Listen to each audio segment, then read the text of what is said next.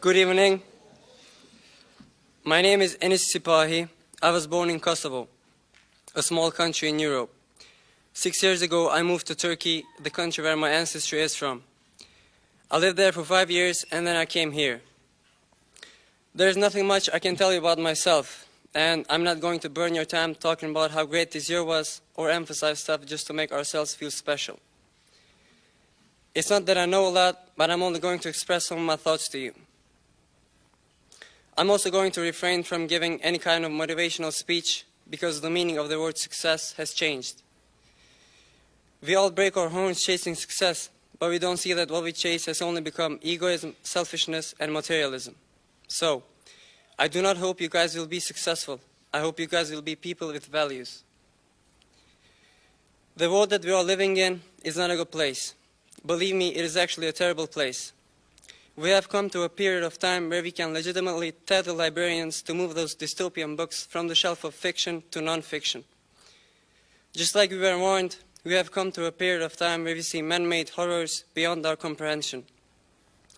This world needs to change, and we are the ones who are going to change it. One of our more significant problems is money. I'm tired of hearing them say, if you are smart, you will get rich. This is foolish. If you are rich, that doesn't mean that you're smart. That just means your time is so worthless that you spend it running after some paper called money. Please, guys, before we decide to do something, let's ask ourselves, would I do this if money didn't exist?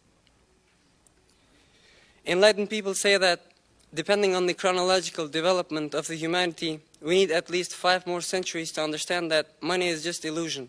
It is not something that we are supposed to accumulate. It is something that we are meant to share. Well, if that's the indication, then we need to reshape our perception and do something differently, because we do not have that much time. Can you even imagine what would happen if we could just understand this thing? If we could devote ourselves to values which are eternal instead of fooling ourselves with worthless and temporary stuff. If we could do this, there would be no more pharmacists who kill people. There would be pharmacists who heal people. There would be no more entrepreneurs who deceive people. There will be entrepreneurs who try to help us. There will be no more businessmen who enslave people. There will be true philanthropists. There will be no more puppet politicians. There will be true leaders who genuinely seek how to serve humanity. There will be helpful, empathetic, generous, and diligent people out there. Instead of fighting this war that does not exist, we would only think about making this world a better place. I guarantee you the average IQ of the Earth would raise by at least 40 points. Despite of having only 4% of the whole population on the Earth, the US possesses more than 50% of all the money on the Earth. Nevertheless, there are more than 50 million people living in poverty in this country. And guys, I'm talking about the US. I'm not even mentioning the countries where children are starving to death. We have to realize what greed has done to us. We have to understand that we own only what we give. If everyone gave this much of their wealth, every single human being on this earth would live on prosperity. Let's not be slaves to the raving people who are playing Monopoly. Let's understand what's going on. What I'm trying to say is we are not taking not even 5 cents to the graveyard with us. So why bother, for God's sake? If you think that the world is not that bad, I'm sorry, but you definitely lack awareness. The earth is pouring blood. There are sick, maniacal, cruel people out there who feed themselves with blood. Their war is not meant to be won. Their war is meant to be continuous. They are not the ones that they show on the news. They wear suits. There is literally a war going on in front of our eyes. Why are we ignoring this? Why do we act like everything is okay? What is wrong with us? It is grievous to see how we follow sports religiously, but ignore how the mournings of the oppressed have filled the skies. Don't forget that gladiators were created to entertain the public, but the real purpose was to distract the masses from the crises in the empire. There are innocent people, there are children, there are babies dying every day. I'm going to repeat this. There are babies dying. Now, of course, none of us wants this. But the question is, how many of us are doing something about it? Don't tell me this is not your job.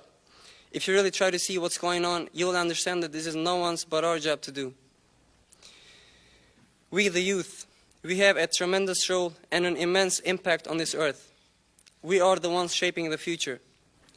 Our generation needs to do something extraordinary. The current education system is pathetic. So, no matter what you do, no matter where you get that diploma from, never isolate your education with anything. I'm also tired of hearing them say, come on, think outside the box. We do not have to think outside the box. We just have to realize that there is no box at all. I assure you, this system will change very soon. Also, know that there are storms coming to this quiet ocean that turn the red from the blood. The first advice we were given is to read. We have to read, folks. We have to read a lot. It's a great pity to see dusty books in the library. The only way to find ourselves is to search, and we search by learning. So tell me, how can a soul live if it's never found? And don't forget that the greatest tragedy is to live a life and not witness the depth of the soul. Remember what happened to Rumi. He was living on the lip of insanity, wanting to know reasons, knocking on God's door. The door opened. He realized he was knocking from the inside. Thank you.